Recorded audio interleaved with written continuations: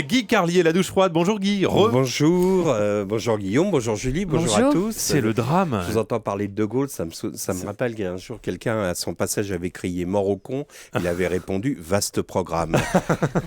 Exactement. Bon Guy, c'est la page blanche ce matin. Oui, il fallait bien que ça arrive un jour. Ce matin, je n'ai pas eu d'idée de chronique, je veux dire pas d'idée originale.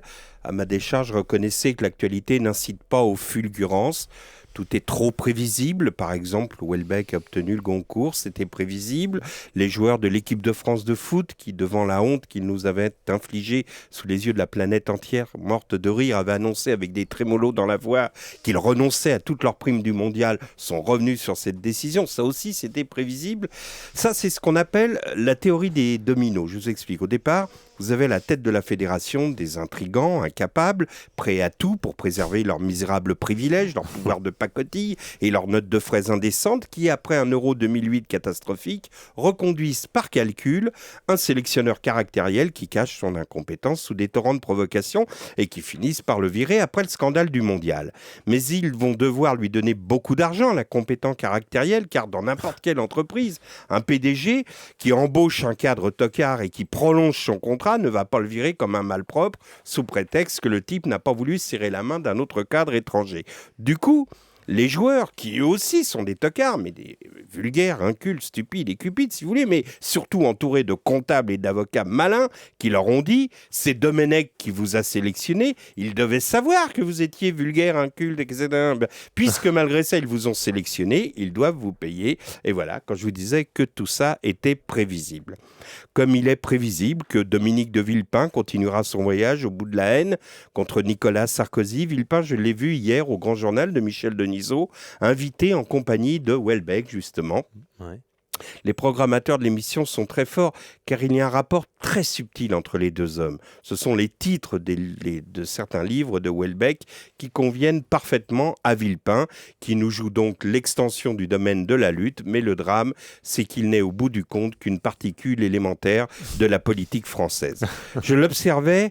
Hier, lui aussi a dû fréquenter Mamie Bettencourt, car avec son rinçage bleu-blanc du style Mamie va à la messe, on croirait une pub pour le Réal. En fait, c'est ça. Dominique de Villepin, c'est juste de la pub. Souvenez-vous, le jour à la Baule où il devait prendre le petit-déj avec Nicolas Sarkozy, ce dernier enrhumé, caché sous un épais manteau, l'attendait sur une terrasse, et l'autre qui prenait son bain, qui sort de l'eau en courant avec à ses côtés un labrador qui s'ébrouait presque au ralenti. On aurait cru une pub Tahiti douche. Et hier, j'ai compris, le brushing de Villepin, c'est la flûte du dresseur de serpents. C'est là qu'il est fort, Villepin. On regarde son brushing et on est sous hypnose. On oublie, par exemple, vous vous souvenez, il nous avait promis, lorsqu'il avait été nommé Premier ministre, qu'au bout de 100 jours, la France aurait retrouvé le moral. On a oublié, on regardait le brushing comme le serpent. On a oublié les manifs contre son CPE qu'il a fini par retirer. On oublie que c'est lui, alors conseiller de Chirac, qui lui conseilla de dissoudre l'Assemblée nationale en 97, amenant la gauche au pouvoir. On s'en fout, on regarde que son brushing, on est sous hypnose, je vous dis. À un moment, Denisot lui a demandé s'il avait lu le Houellebecq qui a obtenu le Goncourt. Évidemment qu'il ne l'a pas lu, mais il a balancé 3 ou 4 généralités qu'il avait lues dans sa loge sur la 4e de couverture du livre.